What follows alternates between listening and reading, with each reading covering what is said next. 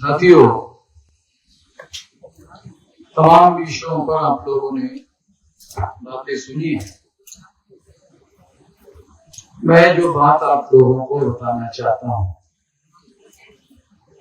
वो आज के तारीख में जो हमें आने वाले समय में हमारे आंदोलन को कौन सी दिशा में लेके जाना है, वो हमारे लिए सबसे ज्यादा महत्वपूर्ण बात है। आप लोगों को इसकी जानकारी होगी कि वामसेव संगठन बनाने के लिए काशीराम जी ने अपनी पूरी जिंदगी लगाई। खाबड़े साहब ने वामसेव संगठन को बनाने में अपनी सारी जिंदगी लगा दी। मैं 18 साल 3-4 महीने की मेरी उम्र थी, अभी मेरी उम्र 66 साल चल रही, तो मेरी भी जिंदगी जो है इस संगठन को बनाने में लगा दी गई है। ये बात मैं आप लोगों को किसी खास वजह से बता रहा हूं कि अब जो बेसिक और बुनियादी संगठन है वहां से वो सारे देश भर में फैल गया चल रहा और लगभग हमें देश में 769 जिले हैं 36 स्टेट में। टोटल जो स्टेट है वो 36 है। वो 36 स्टेट के जिले 769, जो जिलों की संख्या बढ़ती रहती है। हो सकता है साल दो साल के बाद ये संख्या और बढ़ जाए। तो 769 में हम लोग 31 स्टेट में संगठन का जाल फैला चुके। 5 स्टेट है, नागालैंड है, मिजोरम है, मणिपुर है, मेघालय है। ऐसे जो 4-5 स्टेट है वो स्टेट हमने अभी कवर नहीं किए हैं, अनकवर्ड।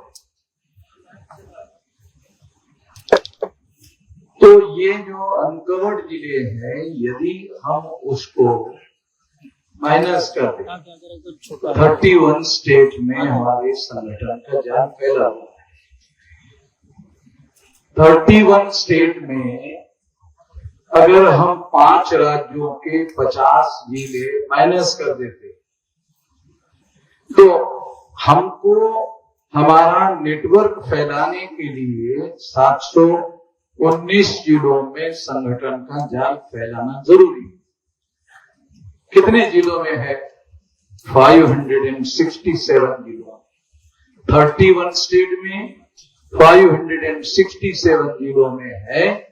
इसका मतलब है 152 जिलों में अभी हमारी शाखाएं नहीं है, अनकवर्ड। तो इस काम को दिसंबर तक ही पूरा करना है। उसको करने का एक तरीका बनाया गया है कि 152 कार्यकर्ताओं की ऑल इंडिया से हम लोग लिस्ट तैयार कर रहे हैं जो सबसे ज्यादा सक्रिय रूप से काम करते हैं। और वो 152 कार्यकर्ताओं को 152 जिले की जिम्मेदारी लगा दी जाए और वो 152 कार्यकर्ता उस जिले में अगर 3 बार गए तो वहां पर संगठन खड़ा हो जाए। पहले संगठन खड़ा करने के लिए बहुत मुश्किलों का सामना करना पड़ता था। जब मैं किसी नए जिले में जाता था तो वहां हमारे परिचय का एक भी आदमी नहीं हुआ होता। तो मैं किसी कार्यकर्ता को पूछता था कि भाई कोई उस जिले में आपका कोई परिचित है क्या? तो कोई कार्यकर्ता कहता था कि हाँ है, और नालायक कहता था है नालायक। तो फिर मैं उसको पूछता था कि वो जो नालायक आदमी है उसको आप नालायक क्यों कहे कि वो मेरा रिश्तेदार है, इसलिए मैं उसको नजदीक से जानता हूँ, वो नालायक इसलिए कह रहा हूं। तो मैं उसको कहता कि अच्छा वो आपका रिश्तेदार है तो क्या आप टेलीफोन करने के बाद मुझे एक दिन रुकने के लिए उसके घर में जगह मिलेगी क्या? वो इतना नालायक नहीं है, नालायक है, मगर मैं अगर उसको टेलीफोन कर दूं कि राष्ट्रीय अध्यक्ष राहुल मेश्राम जी आ रहे हैं, एक दिन उनको रुकना है, तो वो मना नहीं करेगा। तो कोई इतना नालायक नहीं है कि मेरी बात टाल दे। नालायक जरूर है मगर इतना नालायक नहीं। मैंने कहा ठीक है, नालायक मैं मान लेता हूँ, मगर वो अगर मेरे को घर में रहेंगी तो एक दिन तो मेरे हिसाब से तो नालायक है नहीं। तो मैं वहां जाता था तो उसके कहने के मुताबिक उस नालायक को ही 10 लोगों के नाम पूछता था, वो भी 10 लोगों के नाम बताता था। मैं उसको टेलीफोन करता था या उनको मिलने के लिए जाता था और दिन भर 6 बजे तक मैं जनसंपर्क करता था। ऐसे ही लोगों के नाम लेकर और फिर शाम को 6 बजे मीटिंग करता था और मीटिंग के बाद फिर उसको मैं पूछता था कि ये काम करने के लिए जो लोग रुकना चाहते हैं रुक जाए, जो ये काम नहीं करना चाहते चले जाए। सारे के सारे लोग उठकर चले जाए, कोई भी नहीं रुकता। मतलब ये मेरा तजुर्बा है, आपको बता रहा था। तो सारे उठकर चले जाते थे। कभी कभी एक आदमी रुकता था, कभी कभी एक आदमी रुकता था। मैं उसको पूछता था कि सब चले गए, तुम क्यों रुके हुए हो? तो कहता था कि जिस चादर पर आप बैठे हुए हो चादर ले लिया, तो मुझे तो चादर ले जाना पड़ेगा ना, जब तक आप बैठे हुए हैं तो चादर कैसे लेके जाए, इसलिए मैं बैठा। मगर ये तजुर्बा मेरा है, अगर आप अभी जाओगे तो आपको ऐसा अनुभव नहीं आएगा। आपको जहाँ संगठन नहीं है वहां भी आपको बांसेप को चाहने वाले लोग मिल जाएंगे। इतना बांसेप का दबदबा और बांसेप का नाम फैल गया। केवल जाने भर की देर है। तो ये एक महत्वपूर्ण बात मैं आपको बताना चाहता हूँ जो आने वाले समय में हम लोगों को करना। दूसरी बात मैं आपको बताना चाहता हूँ, 6,500 तहसील है, तो उसमें 6,000 तहसीलों में हमें संगठन बनाना, क्योंकि 2030 तक अभी हमने एक और टारगेट रखा है 2030 का 6 लाख गांवों में संगठन फैलाने का। अभी जो संगठन शक्ति हम निर्माण करना चाहते हैं, जो हमारी आने वाले समय की रणनीति है, वो है, उसको ध्यान में रखते हुए बता रहा हूँ। तो 6 लाख गांवों में संगठन फैलाना है। तो 6 लाख गांव में संगठन फैलाना है, तो ये 6 लाख गांव में संगठन कैसे फैलेगा? तो सबसे पहले तहसील में संगठन बनाना पड़ेगा, क्योंकि तहसील में जब आप संगठन बना लोगे तो गांव के लोगों का सारा जीवन तहसील के ऊपर डिपेंड है। अगर गांव के किसानों को अपनी फसल बेचनी है तो तहसील जाना पड़ता है। अगर तहसील ऑफिस से कोई काम करना है सरकारी तो तहसील में जाना पड़ता है। तो दूसरी महत्वपूर्ण बात यह है कि अगर किसान को अपनी फसल बेचनी है तो तहसील को जाना पड़ता है। और ऐसे बहुत सारे काम हैं जो काम करने के लिए गांव के लोगों को तहसील में जाए बगैर काम पूरा नहीं होता। तो तहसील में अगर आप अपना यूनिट खड़ा करते हो, मान लो आपको तहसील में कोई कार्यक्रम करना है, तो लोगों को सुनने के लिए लाना है। हमारी तजुर्बे की बात बोल रहा हूं, तो किताबी बातें नहीं है।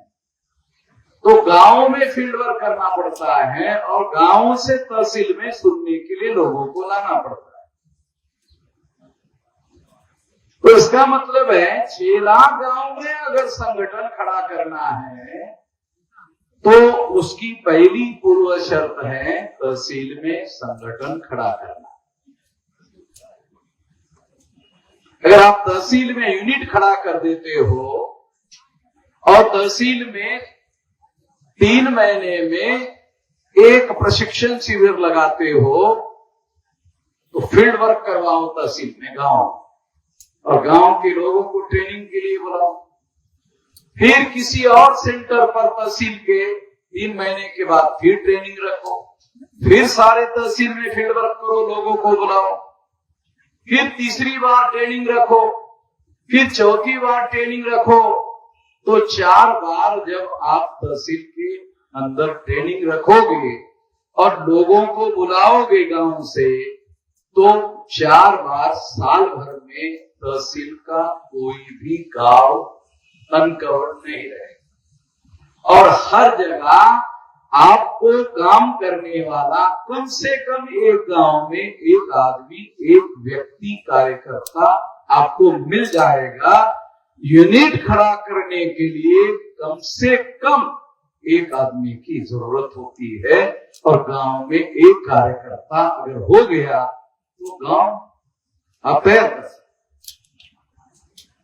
तो इस तरह से भौगोलिक नेटवर्किंग के द्वारा ये जो कार्यक्रम बता रहा हूं 2030 तक 6 लाख गांव का संगठन साल भर में खड़ा हो सकता है, जो बता रहा हूं तरीका।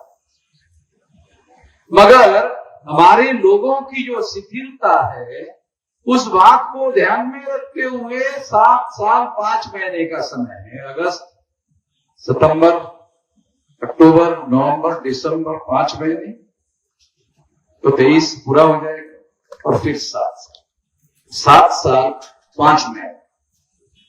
आगे क्या करना है, आने वाले फ्यूचर में क्या करना है, ये बात बता रहा हूं।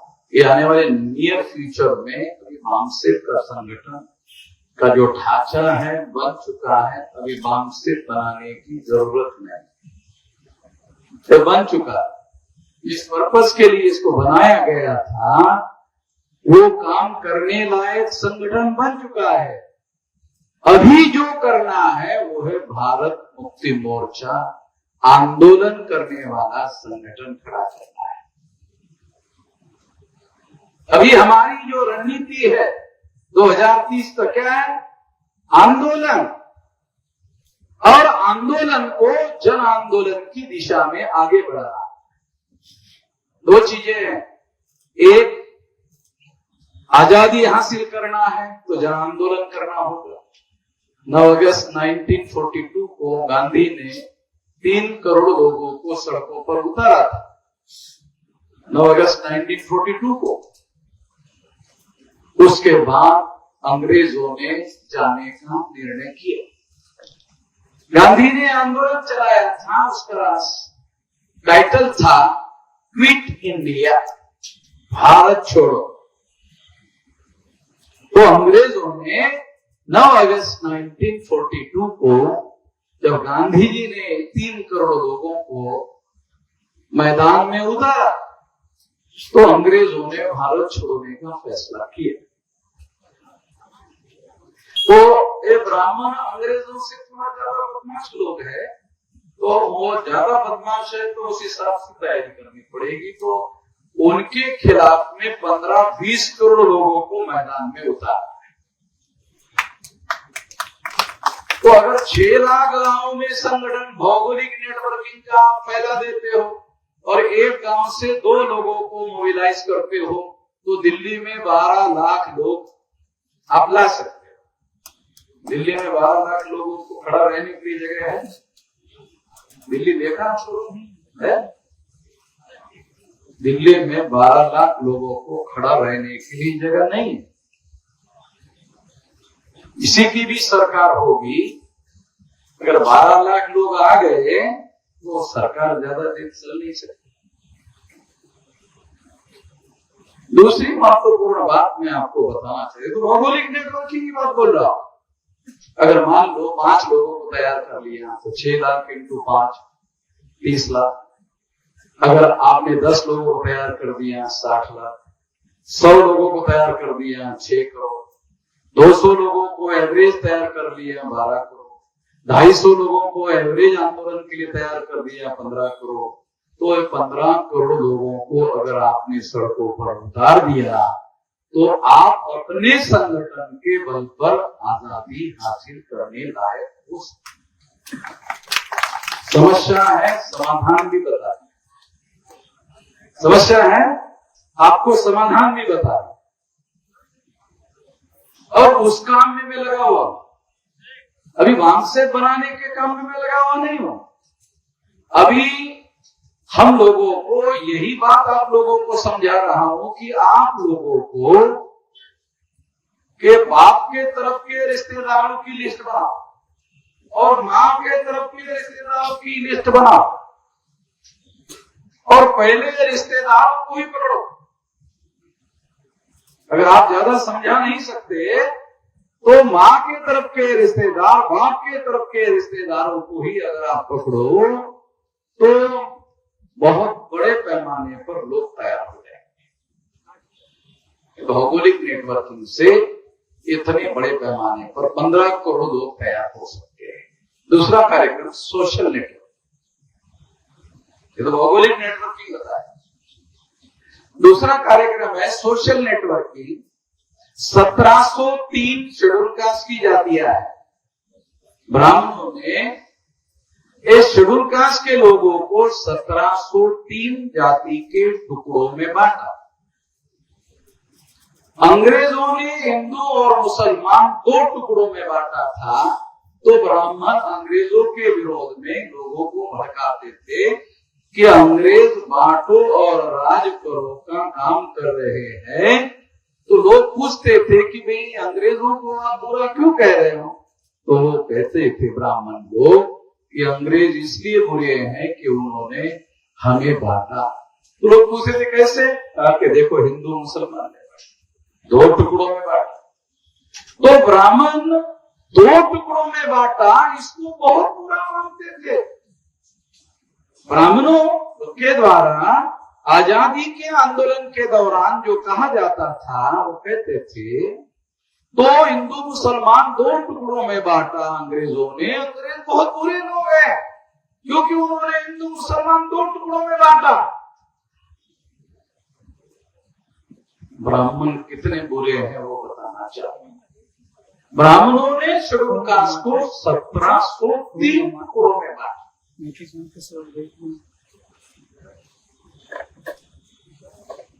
शेड्यूल टाइप के 801 टुकड़े हैं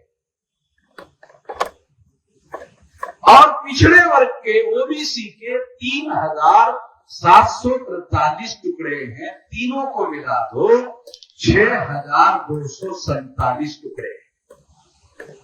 6247। अंग्रेज 2 टुकड़े करते थे ब्राह्मणों का, तो 2 से 6247 टुकड़ों को भागाकार करो तो 3123 गुना ब्राह्मण अंग्रेजों से ज्यादा खतरनाक लोग हैं। गणित करके बता। ये लोग बहुत सारे लोग मुझे बोलते रहे, मुझे क्या बोलते रहते हैं कि मैं समझे आपका कोई भी भाषण ब्राह्मण शब्द के बगैर है तो जरा दीजिए तो सुनेंगे हम लोग। कहा कि ब्राह्मण के बगैर बिना भाषण कैसे होगा? ब्राह्मण हीन शैतान है। हम सारे 3000 साल से हम लोग दुख में और पीड़ा में पीड़ित है और इतने टुकड़ों में हम लोग बटे हुए हैं। तो अपने आप थोड़ी बटे हुए हैं, बांटे हुए हैं ब्राह्मणों के द्वारा। और उसको बरकरार रखने के लिए तमाम जद्दोजहद ब्राह्मण लोग आज भी करते रहते। तो ये बात हमारे लोगों को समझ में नहीं आती। इसलिए मैं बार बार ये बात बताते रहता हूं। हम लोगों को एक सच 1000 बार कहना पड़ता। वैसे तो हिटलर कहा करता था, गोबेल्स कहा करता था कि एक झूठ 99 बार कहो, 100वें बार सच हो जाता है। आपने इस बात को समझा नहीं होगा। गोबेल्स कहता था कि एक झूठ 99 बार कहो तो 100वें बार वो सच हो जाता है। झूठ तो झूठ ही रहता है, सच नहीं होता, मगर लोग उसको सच मानना शुरू करते हैं। मगर हमें सच 1000 बार कहना पड़ता है, तब भी हमारे लोगों को समझ नहीं आता। इतना हमारे लोगों के दिमाग पर बुरा असर पड़ा हुआ है हजारों साल का। इसलिए ये बात मुझे बार बार समझानी पड़ती है, और मैं समझाने के लिए अभी भी तैयार हूं, क्योंकि यही एक रास्ता है कि बार बार लोगों को बात को याद दिलाया जाए, समझाया जाए। इसके फर्क पड़ रहा है, बहुत फर्क पड़ रहा है। तो इस तरह से साथियों, सोशल नेटवर्किंग के द्वारा 6247 जाति के टुकड़ों को यदि हमने जगाने का काम, 4 काम, एक काम नहीं है जो आपसे मैं करवाना चाहता हूं वो समझा। एक काम जगाने का, तो जगाने के लिए अलग सोचना पड़ता है। फिर दूसरा है, जगे हुए लोगों को जोड़ना पड़ता है। केवल जगाने से काम नहीं चलता। जगा दिया है, जगाने से काम नहीं होता। जगाने के बाद जोड़ना पड़ता है किसी न किसी संगठन में। पहला काम है जगाने का, दूसरा काम है जोड़ने का।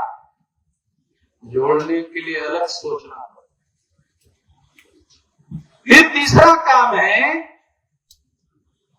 जोड़े हुए लोगों से संगठन शक्ति का निर्माण करने का।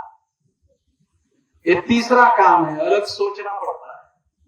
चौथा काम है संगठित शक्ति का उद्देश्य पूर्ति के लिए उपयोग और प्रयोग करने का। अपने आप नहीं होता है, संगठित शक्ति का सुनियोजित तरीके से उपयोग करना पड़ता है।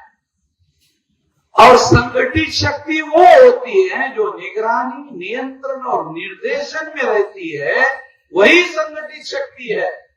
और जो निगरानी, नियंत्रण और निर्देशन के बाहर है वो क्राउड है, संगठित शक्ति नहीं है। The difference between organised people और क्राउड। क्राउड कुछ नहीं कर सकता, क्राउड से कुछ नहीं होगा। जो दुनिया में बदलाव आज तक हुए वो संगठित शक्ति के बल पर हुए। तो संगठित शक्ति जो नियंत्रित होती है, निर्देशित होती है, निगरानी में होती है, वही संगठित शक्ति है।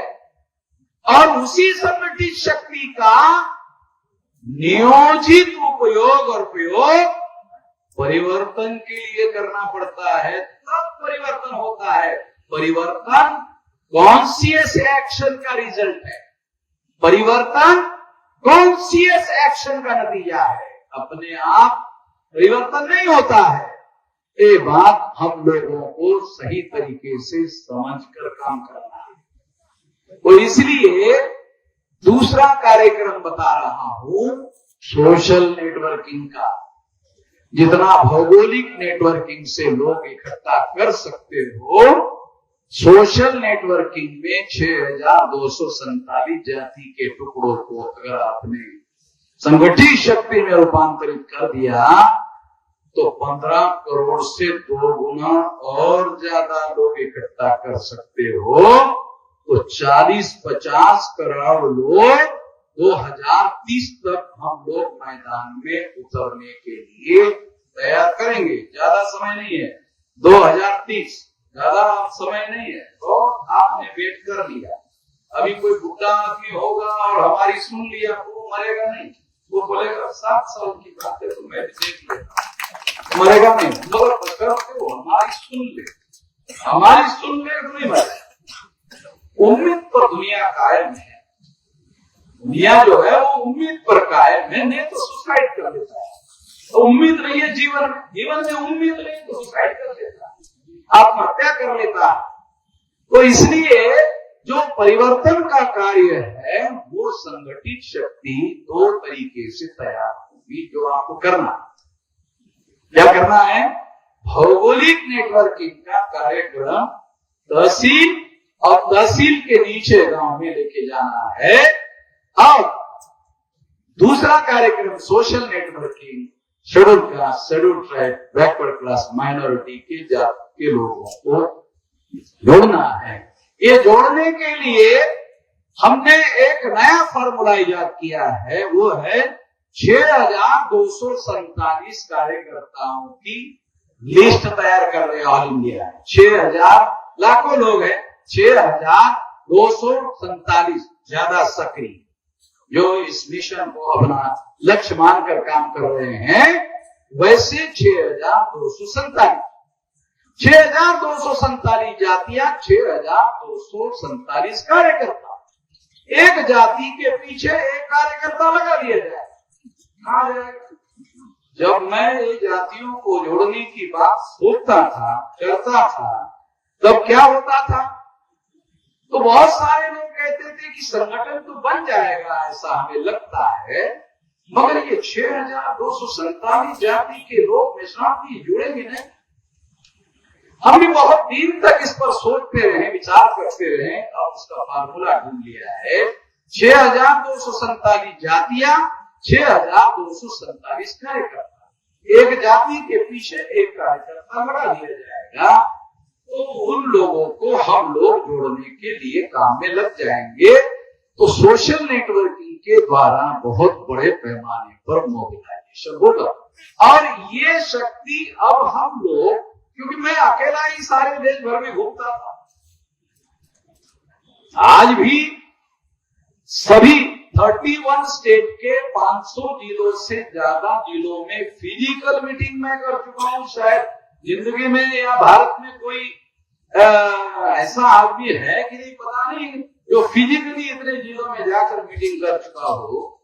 मुझे नहीं लगता गिनीज बुक में मेरा नाम आना चाहिए, मगर मैं जाता ही नहीं हूं उनके पास भी मेरा नाम लिखो, क्योंकि मुझे उसमें इंटरेस्ट नहीं है।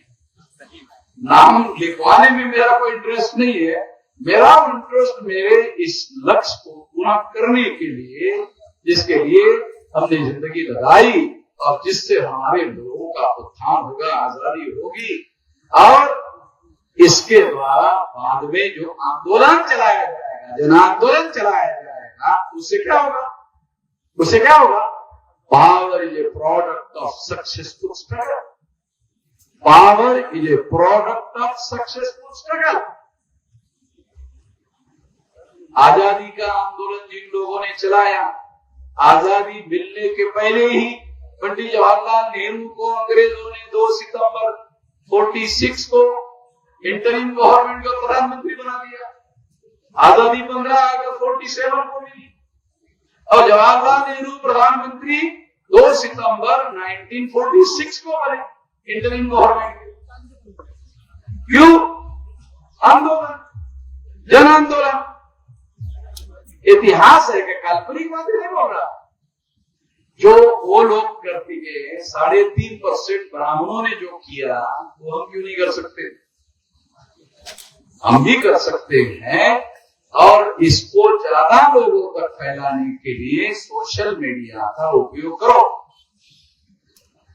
अगर आप वामसेप का प्रत्येक कार्यकर्ता 10, 20, 25, 50 लोगों के ग्रुप बना, लोगों को मोटिवेट करो ग्रुप बनाने के लिए। वैसे 15 लाख ग्रुप बनाने की योजना पर हम लोग काम कर रहे हैं, तो हमें किसी अखबार में खबर छपवाने की जरूरत नहीं, किसी टीवी में हमारी खबर छपवाने की जरूरत नहीं है। अगर 15 लाख ग्रुप हम बना लेते हैं तो 15 करोड़ लोगों में डेली हमारा मैसेज जाएगा। तो हमें कोई किसी की खबर, किसी अखबार में हमारी खबर छपे या ना छपे, कोई जरूरी नहीं है। तो ये आने वाले समय में नियर फ्यूचर में जो हमारी रणनीति है वो रणनीति है आंदोलन को जन आंदोलन के दिशा में ले जाने। आपको बता रहा हूं तो आप लोगों को अभी भारत मुक्ति मोर्चा नाम का आंदोलन करने वाला संगठन बना, इसे तहसीलों में पहुंचाओ और इसके द्वारा गांवों में मामला पहुंचाओ। अभी आने वाले समय में साल में 2 बार भारत बंद का ऐलान किया जाएगा, 6 महीने में एक बार, 5 महीना 29 दिन देश भर में तैयारी होगी भारत बंद की और 1 दिन भारत बंद होगा। 5 महीना 29 डे तैयारी होगी सारे देश में और 1 दिन भारत बंद होगा। और इस भारत बंद का 2030 तक मकसद होगा जन आंदोलन के लिए जन संगठन का निर्माण करना। भारत बंद करने के लिए भारत बंद नहीं करना है, जन आंदोलन खड़ा करने के लिए जन संगठन निर्माण करना है। क्योंकि आम आदमी को आप अपनी आइडियोलॉजी समझाओगे, उनके दिमाग से ऊपर चला जाएगा। उनके मुद्दों पर आंदोलन करोगे तो करोड़ों की संख्या में आपके आंदोलन में आ जाएंगे। ये दिशा में हम लोग आगे बढ़ेंगे। ये हमारी लाइन है। आने वाले समय में अगर इस तरह से आप अपने अपने जिले में काम करते हो, तहसीलों में काम करते हो और each and every Saturday and Sunday आप गांवों की तरफ निकल जाते हो तमाम, और अगर आप सर्विस में हैं, ड्यूटी पर जा रहे हैं, तो विद्यार्थी, युवा और बेरोजगार को मोटरसाइकिल पर पीछे बिठाओ और वो मोटरसाइकिल लेके जाके ऑफिस में जाओ। ऑफिस में पहुंचने के बाद उसको कहो एक मोटरसाइकिल ले जाओ। शाम को 5 बजे 5:30 बजे बहुत ज्यादा 5:45 बजे ऑफिस में आ जाओ। ये मोटरसाइकिल ले जाओ, गांव में घूमो और 2, 4, 5 गांव में जाकर फील्ड वर्क करो और मीटिंग लोग लेकर के जगा करके वापस आ जाए। ऐसा भी अगर मानसिक के लोग नहीं किया। तरीके बता रहा हूं मैं। तरीके क्यों बता रहा हूं? क्योंकि हमारे लोगों का जिनका दिमाग खाली है, कैसे करे वो बता रहा हूं। करना है ये भी बता रहा हूं, करने से क्या होगा ये भी बता रहा हूं, कैसे करना ये भी बता रहा हूं। सारी बातें बारीकी से आपको समझा रहा हूं। अमल करने की जरूरत है। 2000 हेडक्वार्टर पर उधर लेके गए थे। कितना हमारे लोग दिमाग से काम कम लेते हैं, इसलिए मैंने सोचा कि आप लोगों को, हमारे लोगों को आंखों से दिखाया जाए। तो आपको दिखाया लगा लो। तो आरएसएस के लोग इतने डरे हुए हैं कि वो नागपुर से हेडक्वार्टर अयोध्या में लेके जाने की सोच रहे। इतने डरे हुए हैं। नागपुर में जो आरएसएस का हेडक्वार्टर है ना, वहां से अयोध्या लेके जाने की सोच रहे। तो अयोध्या के लोगों को मैंने पहले बोल दिया कि वो आ रहे, तुम तैयारी करो, उधर घेर ले। सारा भारत ही हमारा है भाई, केवल नागपुर हमारा थोड़ी है, सारा भारत ही हमारा है। तो सारे जगह हम लोगों को तैयारी करने की जरूरत है। इस तरीके से ये बात मैं खास तौर पर आपको समझा रहा हूँ। इस बात को ध्यान में रखते हुए काम करना है। दूसरी महत्वपूर्ण बात मैं आपको बताना चाहता हूँ, संगठन को शक्तिशाली बनाने के लिए निगरानी, नियंत्रण और निर्देश। निगरानी का क्या है? संगठन चलाने वाले लोग हैं, उन लोगों को अपनी कार्य प्रणाली निर्धारित करनी पड़ती है। उद्देश्य पूर्ति के लिए तो कार्य निर्धारित करना पड़ता है। वो निर्धारित कार्य अगर लोगों को करने के लिए दिया गया है तो दिया हुआ कार्य कर रहे हैं कि नहीं कर रहे हैं, पता कैसे चलेगा? निगरानी से पता चलेगा। निगरानी से पता चलता है कर रहे कि नहीं कर रहे। करने से होने वाला है, ना करने से थोड़ी हो। हमारे यादव जी है इधर घूम रहे हैं, बोल रहे थे कि अभी भाषण बहुत हो गया है, फिर भी मैं कर रहा। वो बोल रहे कि भाषण करने की जरूरत नहीं है, अभी तक इतना विशाल संगठन खड़ा किया, भाषण करते करते खड़ा किया, कुछ भी है। मगर लोगों को इतना यकीन है कि ब्राह्मण में श्राम जो भोक्त करेगा, इतना यकीन है। तो आरएसएस के हेडक्वार्टर पर 4.5 लाख लोग लेकर गए, ऐसा तो किसी SC ST OBC माइनॉरिटी के लोगों ने, नेताओं ने सोचा तक नहीं, करने का छोड़ो, सोचा ही दिमाग में नहीं सोचा। हमने सोचा, प्लान बनाया, करके दिखाया, टेस्ट किया। इतने साल से हम संगठन खड़ा कर रहे हैं, अरे हमारी ताकत है या नहीं है, वो टेस्ट करके देखो, टेस्ट करना पड़ेगा। तो इसलिए मैं आप लोगों को ये बात समझा रहा हूं कि बहुत आसान तरीके से जो 6 लाख गांव का संगठन का तरीका होता है, इस साल में 4 बार अगर तहसील में ट्रेनिंग लगाओ, 4 बार, 3-3 महीने में एक बार, तो तहसील के सारे गांव कवर हो जाएंगे और प्रशिक्षित व्यक्ति गांव में आपका काम करने के लिए तैयार हो जाएंगे। 6,000 तहसीलों के लोगों ने ऐसा कर दिया, ये तो साल भर में ही 6 लाख गांव का संगठन खड़ा हो जाएगा। मैं कह रहा हूं 2030 तक अगर आपने 1 साल में कर दिया, तो 1 साल में इन लोगों का बंदोबस्त कर देगा। तो ये बात मैं इसलिए आपको समझा रहा हूं कि जो बदलाव है, अंग्रेजों की शक्ति को जन आंदोलन के द्वारा ही परास्त किया गया। ब्राह्मणों की केंद्र सरकार पर कब्जा है, राज्य सरकारों पर कब्जा है, और जो ब्राह्मण धर्म है वो ये लोग हिंदू धर्म के नाम पर हमारे लोगों के सामने परोस रहे। तो हमारे बुर्बक लोगों को समझ में नहीं आता, ये सारे ब्राह्मण धर्म जो है वो हिंदू के नाम पर परोस रहे और हमारे लोग हिंदू के नाम पर उसको ग्रहण कर रहे हैं। तो ये तो ब्राह्मण धर्म है ना, ब्राह्मण धर्म के नाम पर प्रचार नहीं कर सकता। अगर ब्राह्मण ने ब्राह्मण धर्म के नाम पर प्रचार किया तो उसको झूठा खाना पड़ेगा। तो ब्राह्मण धर्म को हिंदू के नाम पर प्रचार कर रहा है। तो अगर हम लोग इस बात को ठीक से लोगों को समझाने का काम करें, सबूतों के साथ ये बताया जा सकता है। एक ब्राह्मण को पूछो, एक बार मैं रेल में ट्रेवलिंग कर रहा था, तो हमारे कंपार्टमेंट में एक ही ब्राह्मण था, तो एक कंपार्टमेंट 8 लोगों का होता है, वो अकेला ही ब्राह्मण था। तो आप ध्यान रखो, कभी भी जो ब्राह्मण रहता है वो कभी चुप नहीं बैठता, वो 8 लोगों के बीच में अकेला ही बकवास। मैं उसका सुन नहीं रहा, सारे लोग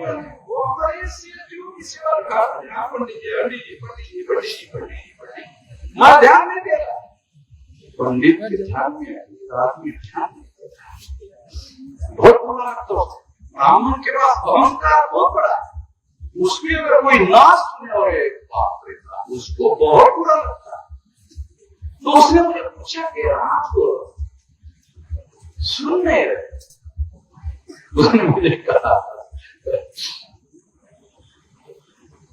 आप सुन नहीं रहे? तो मैंने कहा आपको ऐसा लगता है कि मुझे सुनना चाहिए है? पंडित जी देखो, विचार करके बताओ, फिर बात में मत बोलना। अब मुझे मैं भी जहाँ ट्रैवलिंग कर रहा हूँ, ट्रैवलर मैं राष्ट्रीय अध्यक्ष वहां बोलने की जरूरत है? जहाँ कोई जानता ही नहीं वहां मैं राष्ट्रीय, मतलब है जो आपको जानता है उसमें आपको तो उसका कुछ मीनिंग है। तो मैं अपना वहां ट्रैवलर एक पैसेंजर की हैसियत से वहां जा रहा हूं, तो वो तो अहंकार रहता है ना पंडित जी का। आपको बोलना चाहिए, आपको सुनना चाहिए, आपका कुछ कहना है। तो मैंने उसको पूछा, मैंने कहा आप तो पंडित है?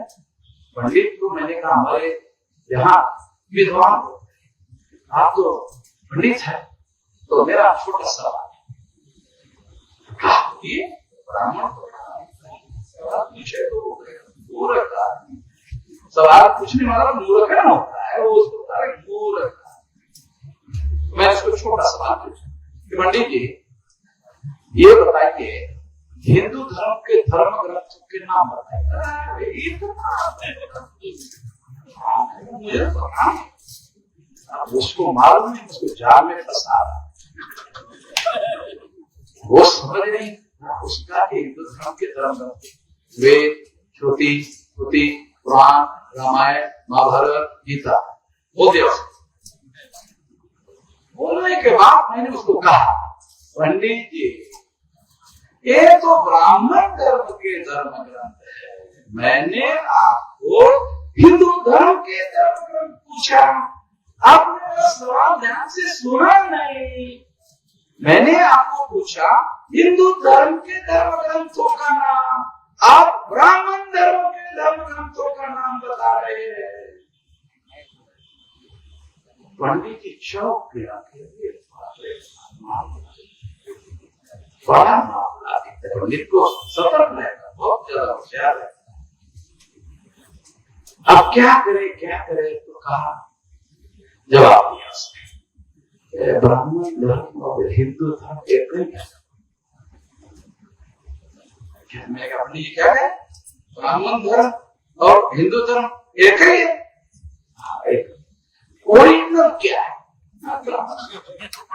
और उसी के मुंह से निकलना पड़ेगा, ये ओरिजिनल क्या है, ओरिजिनल ब्राह्मण। वो जो दूसरा पूर्वक जो नहीं SC ST से बैठा हुआ, तो वो जो हाँ जी पंडित हाँ कर रहा, वो लोग सत्य में आए। हम तो समझ रहे थे कि हिंदू धर्म में ये तो ब्राह्मण धर्म में ओरिजिनल, तो वो जो है वो लोग सत्य में आ गए। इतने में क्या हुआ पता नहीं, सब क्या हुआ, गाड़ी रुक गई। मैंने कहा कोई छोटा स्टेशन था, वहां रुकने वाला नहीं था, गाड़ी रुक गई। पंडित को मौका मिला, उसके बाद छोला है,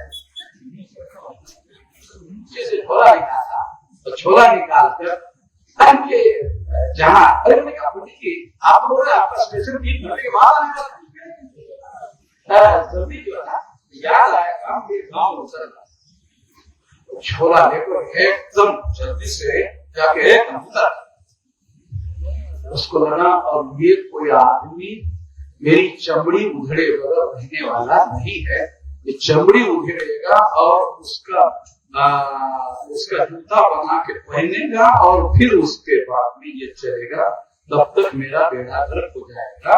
तो वो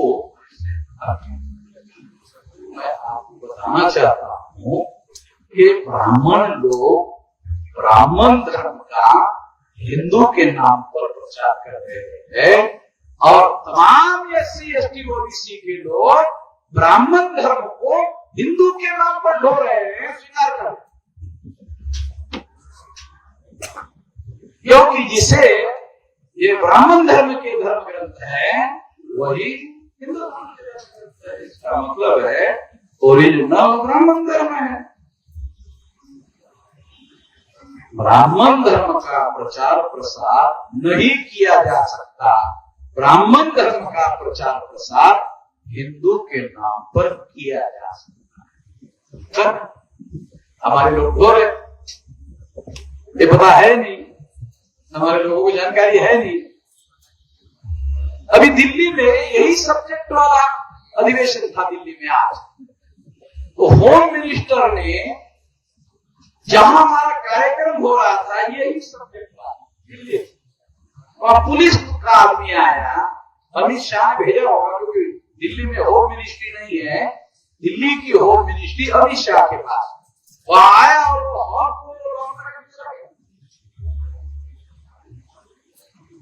सब्जेक्ट है, आप लोगों को पढ़ हम लोग जो चाकू छुरी बंदूक गोली नहीं चला, वामन मेश्राम की जो गोली है ना, वो गोली से ज्यादा खतरनाक है। जो गोली गोली गोली गोली गोली की जरूरत नहीं है, गोली बोलते रहना चाहिए। तो ये जो होशियारी है, ये होशियारी ज्योतिराव फुले, बाबा साहब अम्बेडकर, उन लोगों के पास है वो ज्ञान किसी के पास नहीं है, उनके पास है, वहां से इस ज्ञान के लिए है। और ये ज्ञान अगर आप अपने लोगों को समझाओ और लोग जागृत हो जाए, तो आपको ये गाँवड़िया वाले क्यों जा रहे हैं, ये जा रहे हो जा रहे, इस पर बोलने की जरूरत ही नहीं है। जब बोलो है ना, गाँवड़िया वालों को अगर आप कहोगे, गाली गलौज करोगे, ज्यादा उसके तरफ ध्यान ही मत दो।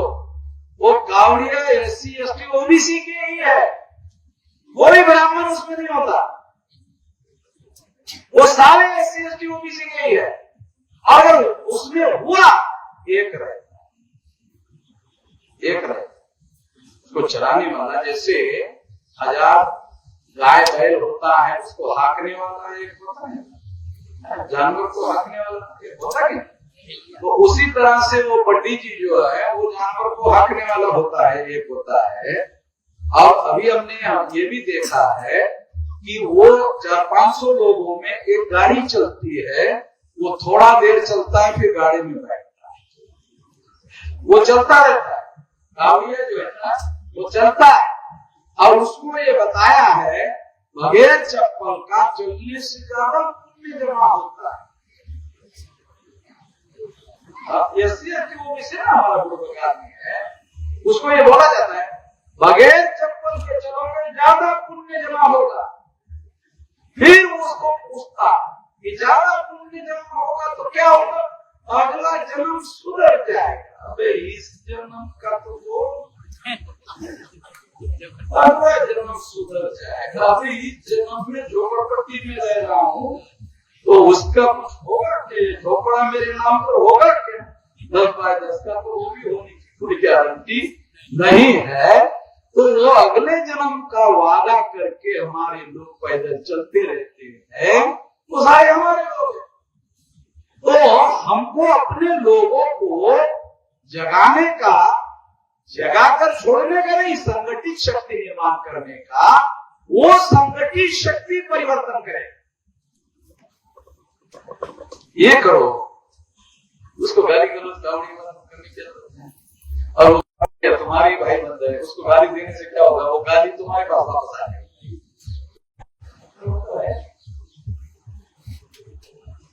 तो इसलिए आप लोगों को संगठित शक्ति निर्माण करने पर ज्यादा से ज्यादा ध्यान देना चाहिए।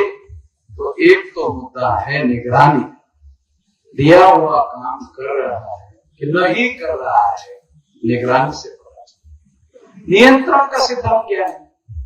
अरे हमारे नियंत्रण में, मान लो कोई आदमी गाड़ी चला रहा है, उसके नियंत्रण में स्टीयरिंग है, स्टीयरिंग है, छोड़ दिया, तेरे को भी मारेगा, वो भी मर जाएगा, एक्सीडेंट होगा।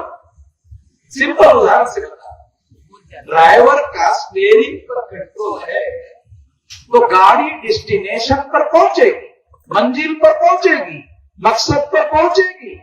अगर उसने स्टीयरिंग छोड़ दिया तो गाड़ी का एक्सीडेंट होना तय। तो जो ह्यूमन रिसोर्सेस है वो नियंत्रण में रहेंगे, वो मंजिले मकसद पर पहुंचेंगे। तो नियंत्रण मंजिले मकसद पर पहुंचने का गारंटेड कारण है। निर्देशन, समय समय पर परिस्थितियों का अध्ययन करने के आधार पर निर्देशन आवश्यकता के अनुसार बदलते रहना पड़ता है। जैसे जैसे लोगों के आचरण में बदलाव आता है, वैसे वैसे निर्देशन में बदलाव आता है। बदलाव का मकसद उद्देश्य पूर्ति के लिए उसको ठीक करना। जब कोई कारीगर बिल्डिंग को ईंट लगाता है पत्थर लगाता है तो जो पत्थर आड़ा टेढ़ा होता है वो उसको ऐसा करता है, छाटता है। अरे थोड़ा टेढ़ा है तो छाटता है, छाटने के बाद लगा, ऐसे टेढ़ा नहीं लगा, छाट कर लगा। तो निगरानी, नियंत्रण और निर्देशन ये छाटने वाला नाम है। तब जाकर हमारा मकसद पूरा होता है। ये कार्य प्रणाली से संबंधित बात है। कार्य प्रणाली के दायरे में रहकर कार्य करना ही अनुशासन है। कार्य प्रणाली के दायरे में रहकर ही कार्य करना अनुशासन है। और अनुशासन से शक्ति का निर्माण होता है, संगठन शक्ति का निर्माण होता है, और संगठन शक्ति का उपयोग और प्रयोग परिवर्तन लाता है। ये करना होगा। इतना ही इस मौके पर मैं कहना चाहता हूं। भविष्य की जो रणनीति है वो सिंपली मैंने आपको समझाने का काम किया। आपने मेरी बात ध्यान से सुनी, इसके आभार, धन्यवाद। इस पर आप लोग अमल करेंगे। ऐसी आशा।